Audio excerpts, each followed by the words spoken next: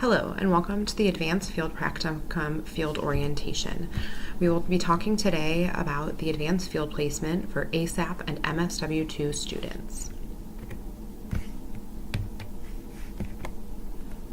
The Advanced Field Practicum is designed to be the next step in your education. You will have a focus on micro or macro practice. You will already have gained the generalist skills during your first placement as an undergrad or as an MSW1.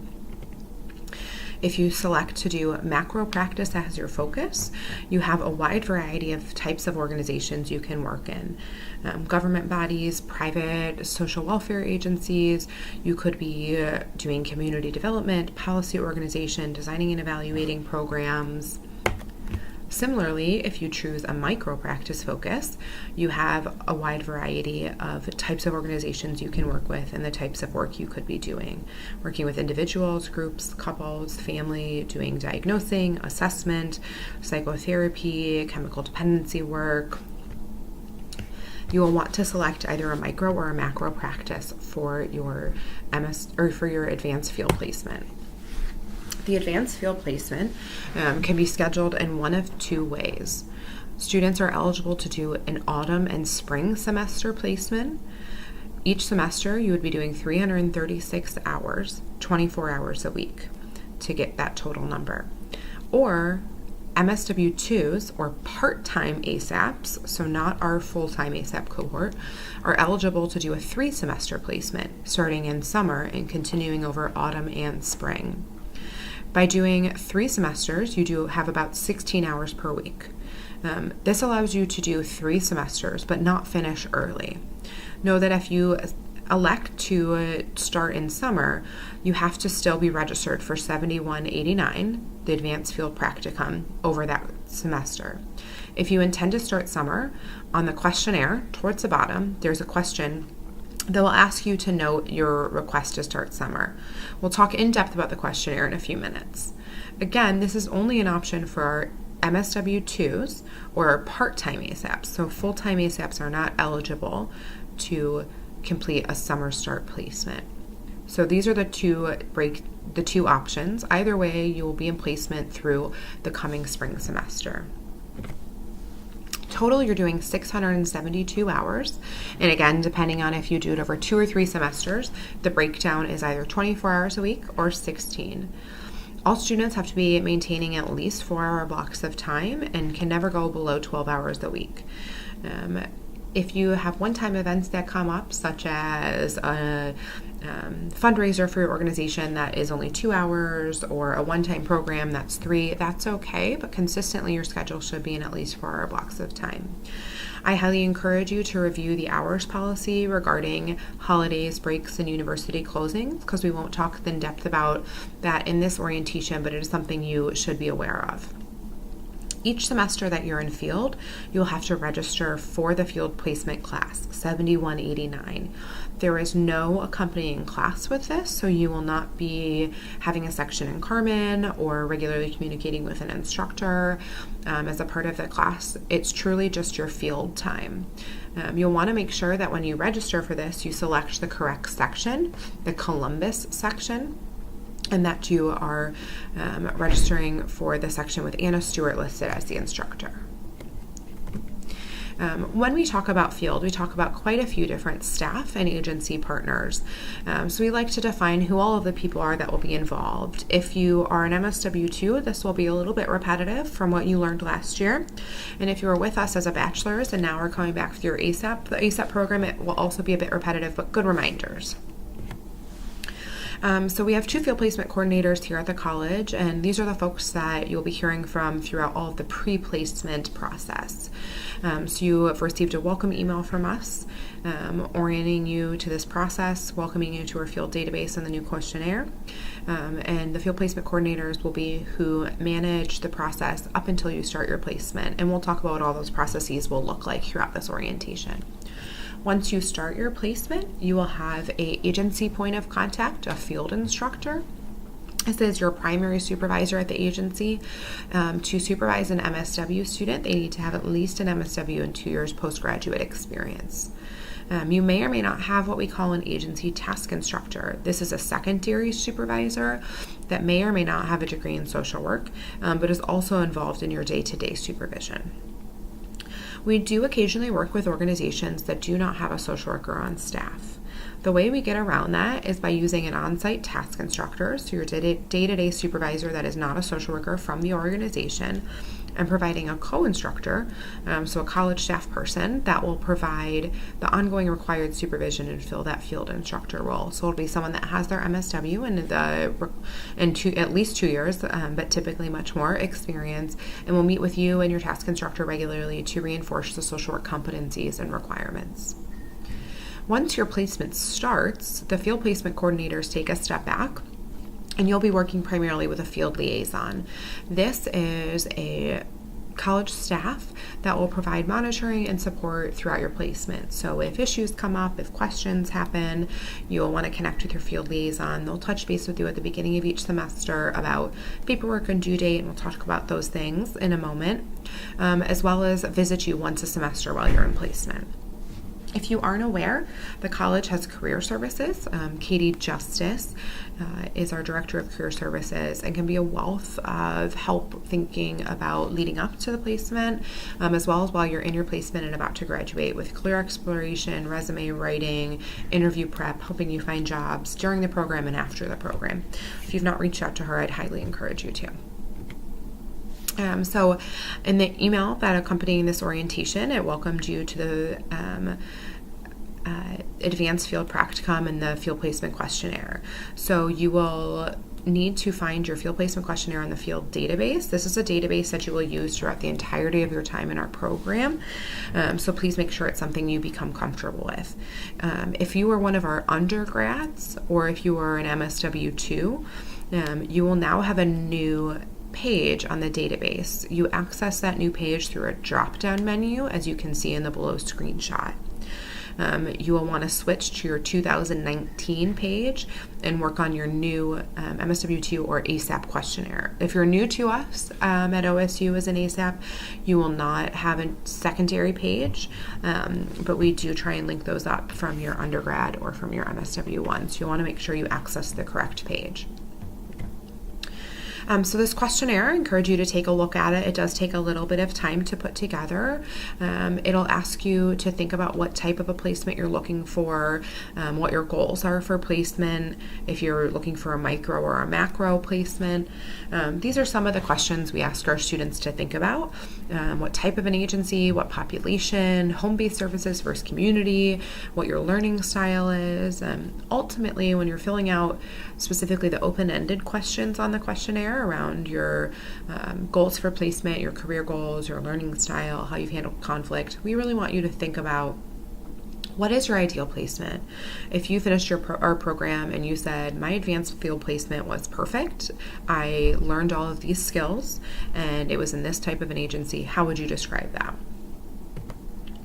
As an MSW2 or an ASAP, you actually have the privilege to rank your preference agencies. This is not something we allow our MSW1s or bachelor students to do.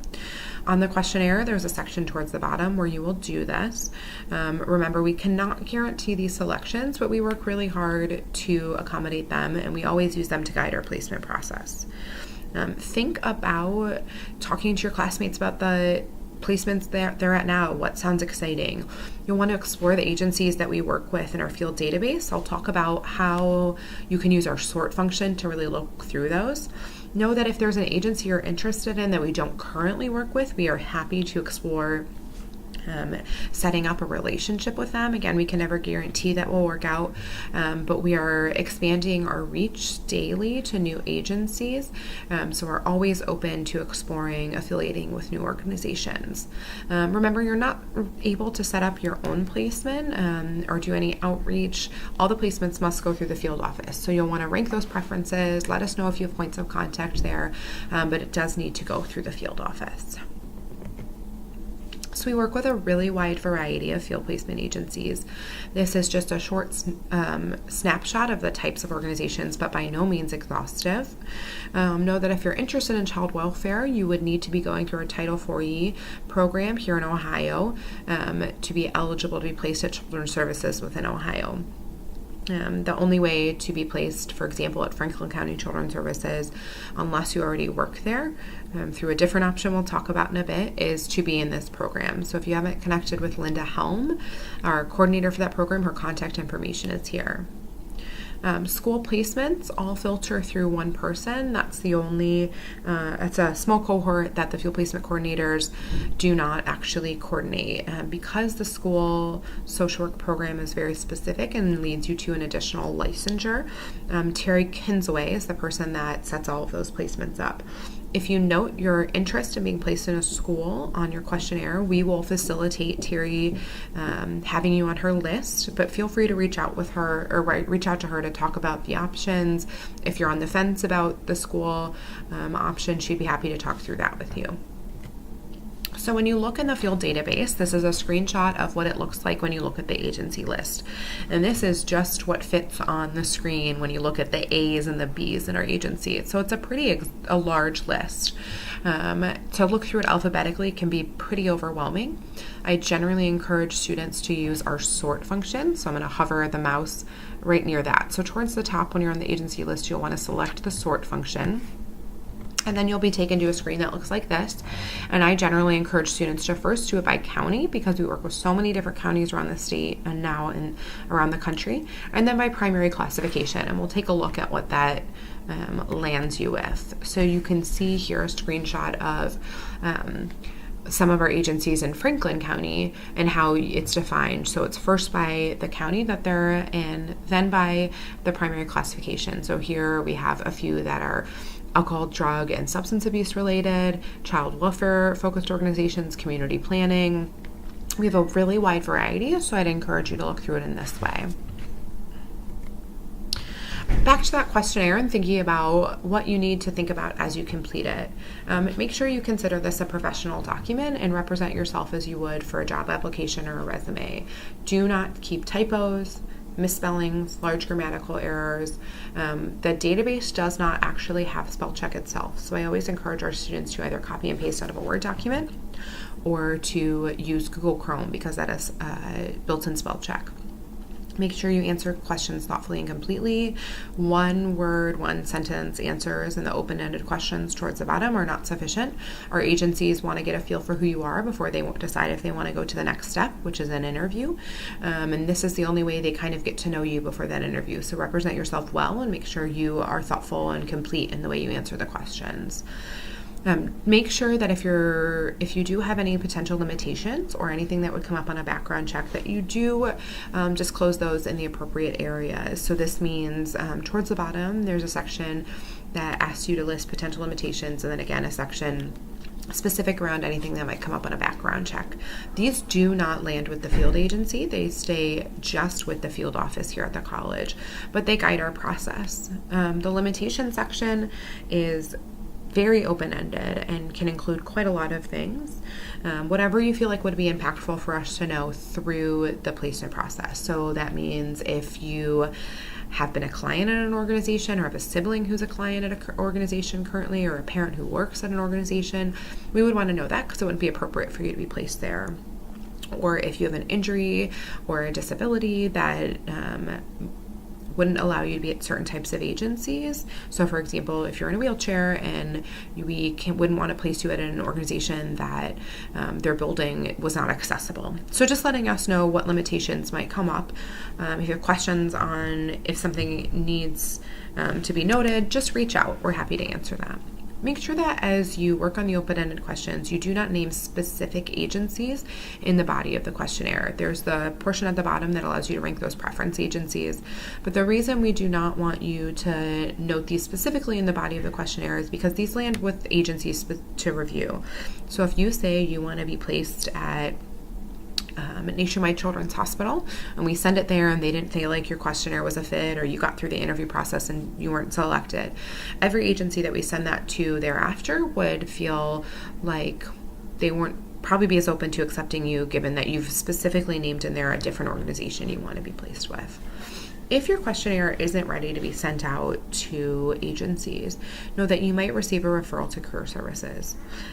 This is not punitive. This is just us wanting to make sure that you have the best possible chance to get an interview quickly with an organization. So we just want it to represent you well. And if it's not ready to do that, we would have you meet with their career services to work on that. So we do have an option for our students that's a bit of a deviation from our typical field placement process. And this is a really great option for students who are working at an agency already. So we call this the employment-based placement option. MSW2s and ASAPs are both eligible for this, and this is for students who already work in an appropriate social service agency that is either affiliated with the college or open to be affiliating with the college, and have worked there for at least 90 days. You can actually do your field placement at your place of employment. Note that you have to have a job and a placement that are in different departments with different supervisors and different job descriptions. On the field placement questionnaire, there is an option to select the employment-based placement. Once you have selected that, we would then upload an additional application for you. And you'll want to complete this document, and we would review and approve it, and then you'd be eligible to move forward with the employment-based placement application. If you did this for your first year placement, you still have to complete a new employment-based placement application for your second year as well. Another option that our students have is what we call a single placement option. So this is only for our second year master's students. ASAPs are not eligible for this as they didn't just complete a placement with us. So single placement option means that you complete your second year placement, your MSW2, at the same organization in which you complete your first year placement, your MSW1. If you are open to this, you would want to note it on your questionnaire. We would upload the secondary application that would ask you to show how you'd have opportunity for advanced learning opportunities within the organization and how the structure of your second year placement will differ from your first year placement.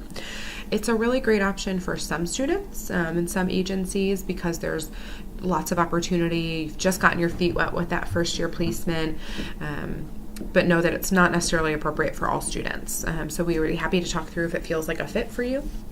Note that we do have some placements that are actually pre-designed this way. So you might be in a placement where you already know you're planning to stay for the second year. If this is the case, you would have received a notification of that when you submitted or when you interviewed for your first year placement. We do still need you to complete your field placement questionnaire and check off that you are requesting a single placement, but you would not have additional paperwork to complete.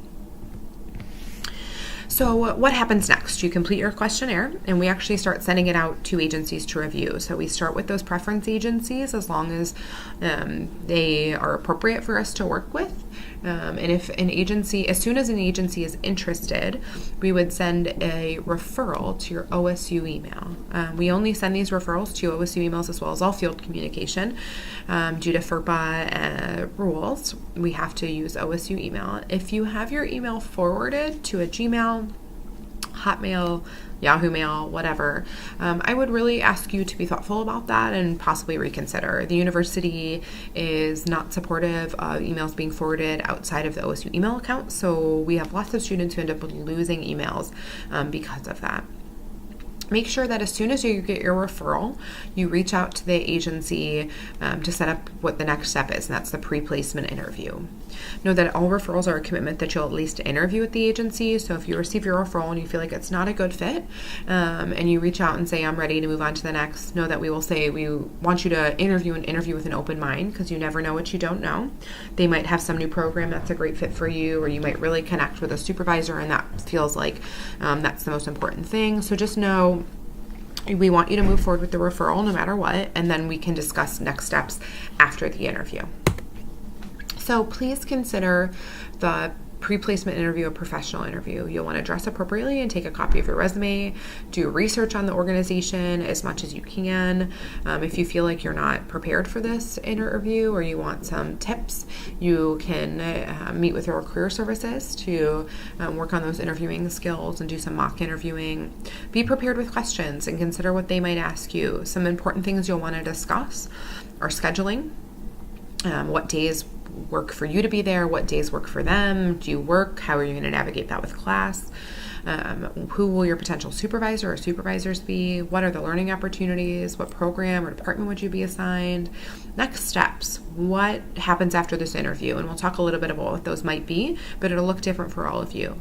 And then what are some pre-placement requirements you'll need to get done? And those typically fall in that HR category, and we'll talk about the potential for what those are as well. But know that there probably are some that you'll have to work through. So here's some examples of professional things to wear to your interview, an unprofessional example as well. Know that it's better to assume a higher level of professionalism for the interview, even if you know it's a more casual organization in the way that they dress, like you know that they wear jeans every day. You'll want to dress more professionally than that for the interview, and then that's something you can discuss at the interview or have them tell you that they are business casual or you can actually wear jeans to work or to your placement. If you are concerned about building up your professional wardrobe, we recognize that can be a big burden. So here at the college, we have a careers closet. It's a no questions asked shop for our students in the basement of Stoneman Hall, open Monday to Friday, 9 to 4. You can go in, peruse, take whatever fits or works for you, if that's clothing, jewelry, shoes, accessories, bags, at no cost, and you never have to return it. We want to make sure that you feel prepared for your placement in this way, and we want to be able to support you in that. So once you've completed your interview, at the end of the interview, it's going to look different for all of you. Some interviews, the agency might say, this is a great fit. We'd love to move forward if you're ready. Some might say, we'll follow up with you in a week and let you know our decision after we've met as a team or talked with our board or what have you. It's just going to look different. So if they don't tell you at the end of the interview, make sure that's one of your questions. What are the next steps? If you're accepted, you'll want to look back to your initial referral email, and it'll tell you how to confirm your placement with the college field office. If you are not accepted, which does happen, make sure that you ask them for feedback. If they don't provide feedback, we want you to ask, and we're going to ask you what that feedback was.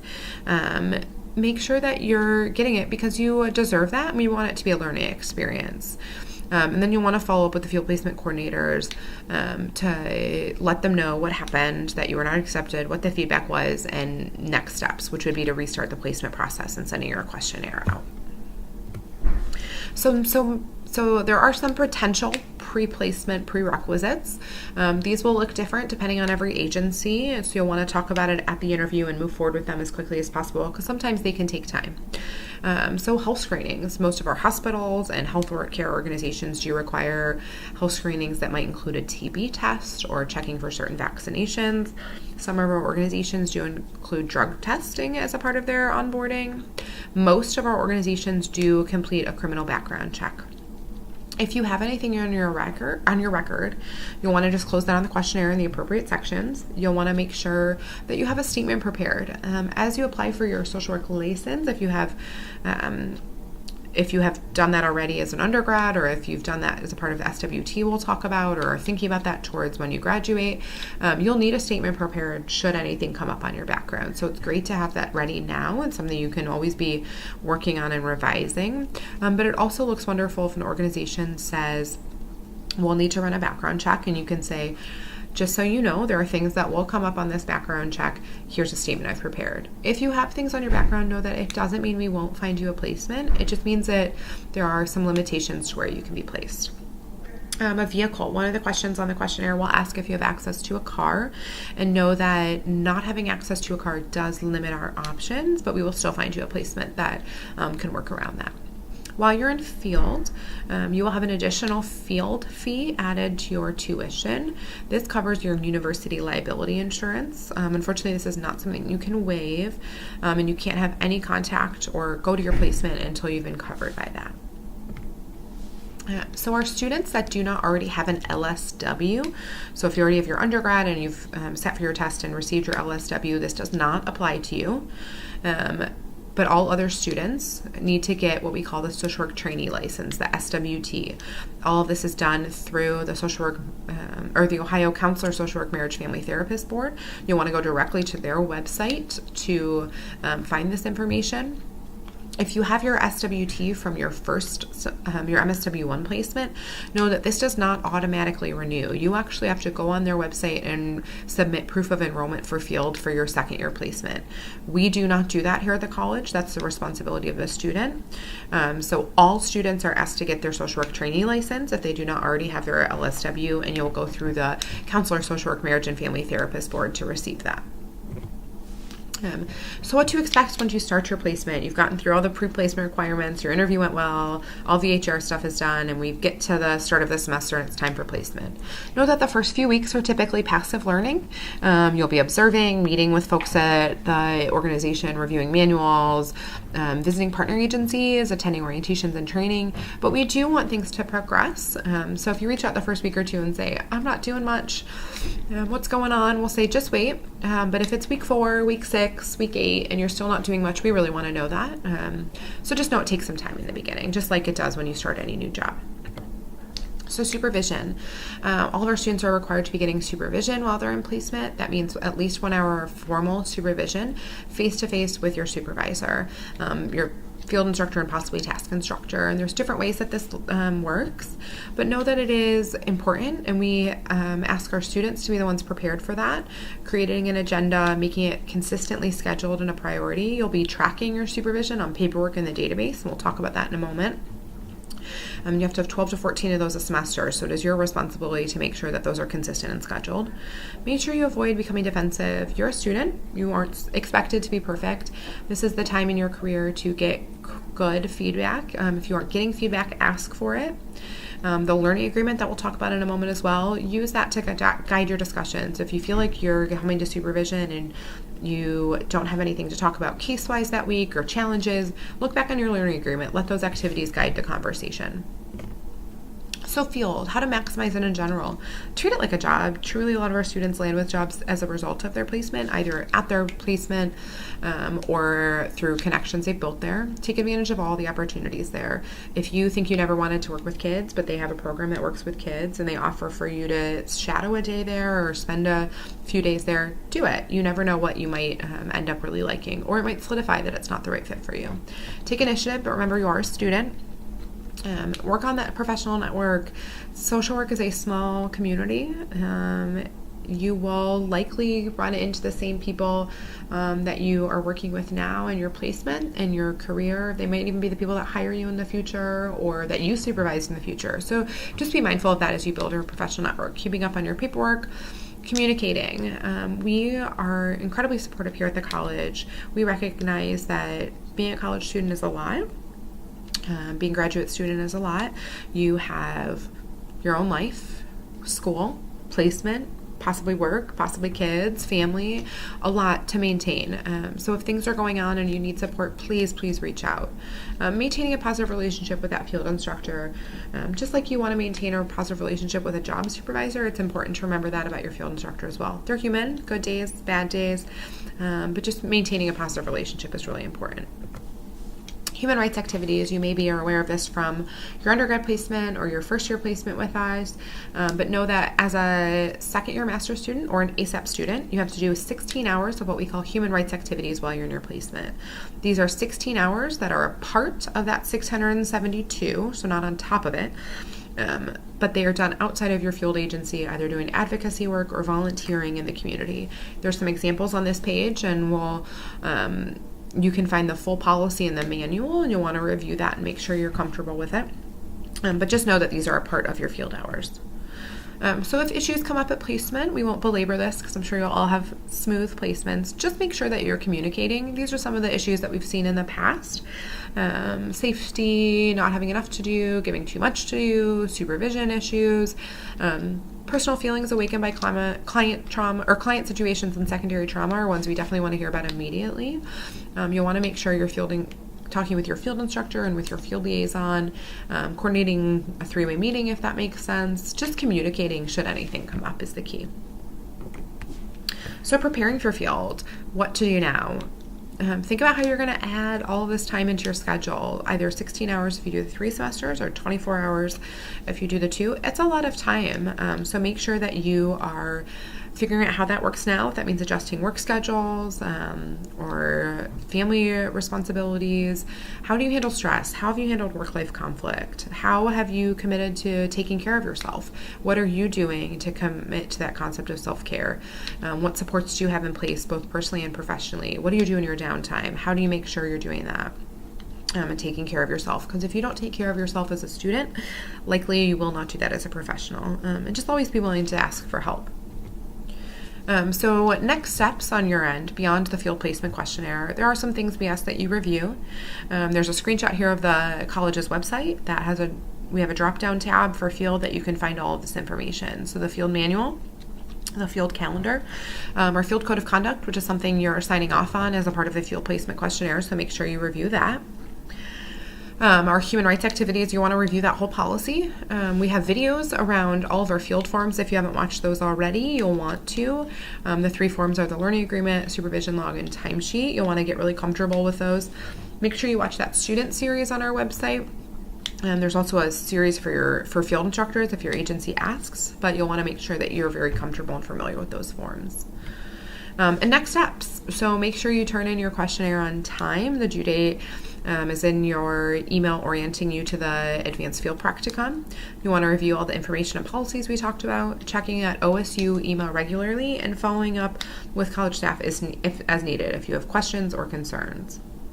Below is our general placements email. That's checked concurrently by our field placement coordinators. So we're happy to answer any questions throughout the process. And as you coordinate your placement, set up your interview, all of those steps, we're happy to answer questions throughout it. So thank you, and we look forward to working with you.